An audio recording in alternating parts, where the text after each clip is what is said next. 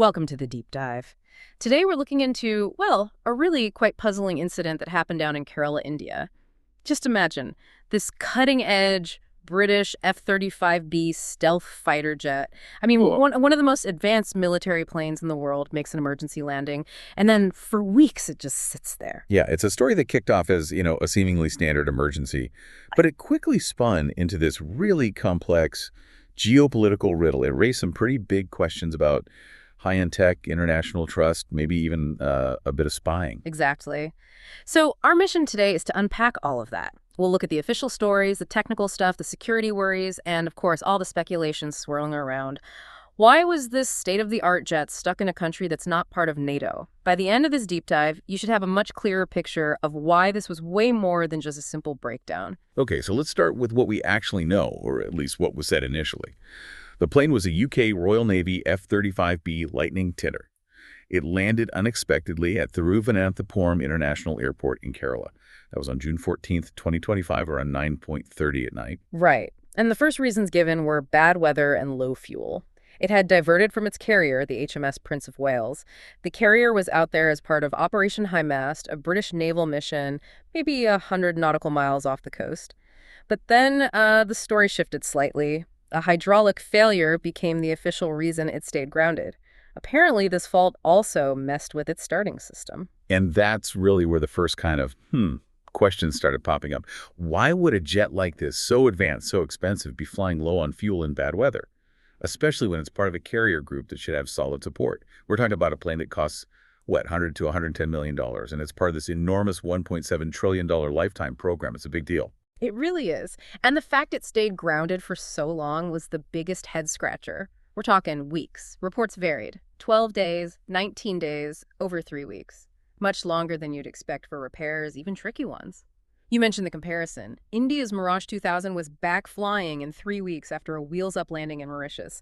This F-35 just sat there. It really made you notice. And to get why this whole thing got so sensitive, you need to appreciate what the F-35B is. Yeah. It's a fifth-gen stealth fighter. It's special because it can do short takeoffs and land vertically, like a helicopter. Perfect for carriers. It's packed with cutting-edge tech, advanced sensors, electronic warfare capabilities, AI, data fusion, the works. Yeah, I read its radar signature is like a golf ball, almost invisible. That's just wild. But all that amazing complexity comes with a price, right? Yeah. Really high maintenance needs. Think about this. Over 50 technicians needed for just 1 hour of flight time. And the software. 20 million lines of code running the plane and its support systems. Exactly. And that complexity is why the UK gets, understandably, very skittish, as some reports put it, when one of these jets is out of their direct control for too long. This tech is like their crown jewels. They're incredibly worried about foreign access, the risk of a data breach if a plane is lost or compromised. The security around it is intense. Which leads us right into the heart of the mystery bit. The things that just didn't add up and all the speculation that followed. Okay, a hydraulic failure seems straightforward enough to fix, usually. But weeks on the tarmac, what made this repair so different? Well, you wouldn't normally leave such a valuable strategic asset sitting around for that long. But F-35 maintenance, it's on another level. It needs very specialized equipment, unique battery connectors. And crucially, you need engineers trained by Lockheed Martin, the people who made it, for the complex stuff. Or if the system locks itself down to sort of unlock it, that makes fixing it on the spot much harder.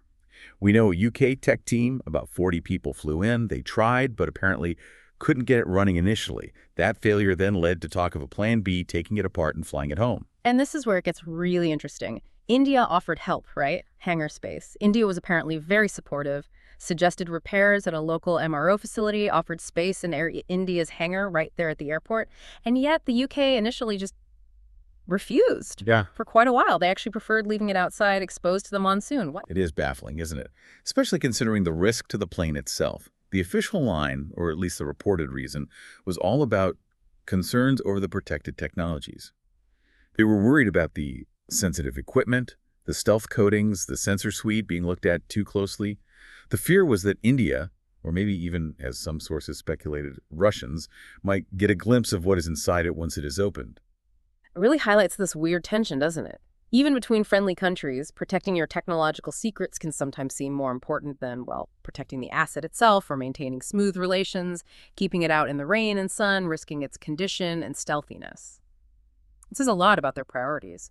They only agreed to move it into the hangar much later on. Wow. And that level of reluctance, refusing help even when it might harm their own very expensive jet, that just poured fuel on the speculation fire, didn't it? That's when the espionage theories really started circulating. The main one, though still debated, was that the F-35 wasn't just flying by, it was on a probing mission. Yes, that theory suggested the jet was deliberately trying to test or probe India's air defense network. The idea was to map radar coverage, see what type of radars get triggered, and maybe measure response times. This involves India's IACCS, the Integrated Air Command and Control System. That's their top-tier defense network for tracking aerial threats. So the theory goes, India's IACCS spots the F-35, maybe even locks onto it, and this electronic lock triggers some kind of self-defense mechanism inside the F-35, like a firmware lock or cyber interference, forcing it into a safe mode and making it land autonomously at the nearest civilian airport.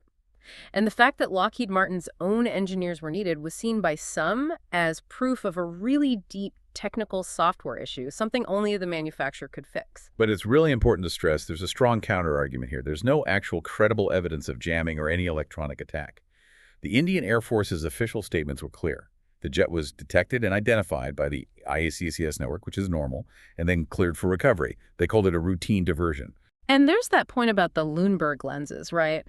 Those radar reflectors they put on stealth jets during peacetime, like putting a high-vis jacket on a ninja, basically. It makes the supposedly invisible jet easy to see on friendly radar so it doesn't get mistaken for a threat, which suggests it was meant to be seen, at least by a standard air traffic control and military radar in friendly airspace. It wasn't necessarily trying to sneak past everything. Exactly. Plus, India offering full support, refueling, clearing the runway, that doesn't really sound like a country that just electronically zapped a foreign military jet. And technically speaking, actively jamming an F-35 is thought to require some seriously advanced electronic warfare capabilities, maybe beyond what's publicly known. But the strangeness didn't stop there. Some reports claimed the F-35 flight data went missing, or was somehow wrong. Like it was erased from records out of embarrassment, or maybe an error with the emergency code it transmitted. And wasn't there something weird about the data pointing to it being an American F-35 from a base in Arizona, even though the plane itself was clearly British? Just adds another layer of confusion. Absolutely. And zooming out, geopolitically, this whole thing is fascinating. You have this top-of-the-line U.S.-UK aircraft, a real Brahmastra in modern terms, stuck in India, a major power, but pointedly not a NATO member, creates a very unusual situation. The F-35 is central to NATO's air strategy, especially its ability to share data in real time with allies. Yeah, this incident definitely didn't do the F-35's reputation any favors, did it? Especially with the U.S. hoping to sell F-35s to India someday. Talk about terrible advertisement. The threat of all these existing concerns about how complex and expensive it is to maintain. $40,000 for 1 hour of flight. $10,000 just for a basic turnaround. It really feeds that narrative that it's maybe unsuitable for prolonged deployment, far from its main bases because it needs so much support, like those 50-plus technicians per flight hour. It shows the sheer fragility, in a way, of this kind of advanced power. And other theories surface too, like the F-35 being optimized only for American-made weapons, which would make Indian missiles like Astra or BrahMos incompatible. That's a huge deal for India's Make in India push in defense. It puts them in a tricky spot. Integrates fully with a U.S. system, potentially sidelining domestic production, or try to adapt the F-35 and maybe not get its full capability. It's about sovereignty versus tech dependence. Then there were worries about the stealth coating itself. Maybe it's only suited for dry and cool environments, potentially making it less reliable in India's humidity or coastal salt air. Plus ongoing debates about its dogfighting ability against older jets, and the potential future threat from things like China's quantum radar research, possibly undermining stealth altogether. And the whole diplomatic side, the initial refusal of the hangar, needing sign-offs from the Royal Navy, the UK government, the US government, and Lockheed Martin just to sort out repairs and transport, it really shows the layers involved. It's that paradox again. India, a friendly nation, being helpful, but the UK as being so cautious, almost paranoid about security. Now, looking at India's response more closely, the authorities acted fast once that emergency signal came through. That was the squawk code 7700 drill. That's the universal signal for I am in serious trouble in aviation. Tells air traffic control immediately there's an emergency. Indian ATC and the Air Force gave landing permission right away and provided, as they said, full support. Yeah, including fuel, the repair offer, and that hangar space offer, which became such a talking point. India's IACCS network definitely detected and identified it, whether that was routine or part of the more speculative theories. And it's interesting, you mentioned Indian test pilots have actually flown the F-35 in exchange programs. That suggests India might already know quite a bit more about its tech than maybe the UK or US assumes. A subtle point, but important. Oh, absolutely. Mhm. And the public reaction, particularly in India, was something else entirely. Oh, yeah. It blew up online, didn't it? The whole thing became a massive meme fest. Hmm. Kerala tourism jumped right in. I saw those posts. Kerala, the destination you will never want to leave. Brilliant. And those AI pictures of the F-35 parked under coconut trees, looking like it was enjoying a five-star vacation and didn't want to go home. Just hilarious stuff. It really was. Yeah. A great example of internet culture colliding with geopolitics. People joking about putting an Aadhaar ID card on it or trying to sell it on OLX that's like India's Craigslist or eBay, or even dedicating it as a religious offering, a VEC. It added this unique cultural flavor, turning this serious military headache into, well, a source of national amusement. All while the UK was probably facing some hefty parking and hangar fees. But it wasn't all jokes, was it? The longer it stayed, the more it was seen as a bit of a royal embarrassment, a royal mess for the UK and the F-35 program itself. It definitely raised questions about the F-35's image, especially for potential buyers like India. Some commentators called it a symbolic failure, questioning its reliability and suitability. Exactly. Many experts pointed out that the long delay didn't reflect well on the Royal Navy or Air Force's ability to support these advanced jets when deployed far from home base. Okay, so after all that drama, all the theories, what are the solid facts about how it ended? We know the F-35B was stuck there from June 14th onwards. We know UK and US teams, including Lockheed Martin people, were definitely involved in getting it back. And eventually, they did agree to move it into that Air India hangar at Thiruvananthapuram. The final solution was that Plan B, partially dismantling it, taking off the wings, the tail, draining all the fluids. Then the main body and the parts were loaded onto a huge cargo plane, a C-17 Globemaster, to be flown back to the UK for proper reassembly and repair. A pretty complex operation in itself, needing specialized gear and that 40-person team with the crucial Lockheed Martin experts. They estimated it would take 3 or 4 days just to dismantle and load it up once the team arrived. So quite an undertaking to resolve this very unexpected situation. So wrapping this all up, what does an incident like this really tell us about military alliances, about deploying this kind of super advanced technology today? Yeah, when a machine this sophisticated, this expensive, can be grounded for weeks, maybe by a simple mechanical fault, maybe by something more complicated in a friendly country, what does that reveal? About the weak spots in modern warfare, maybe? Hmm. And that tricky balance between trust and suspicion in international relations. There's something to think about. As you reflect on this deep dive, consider this.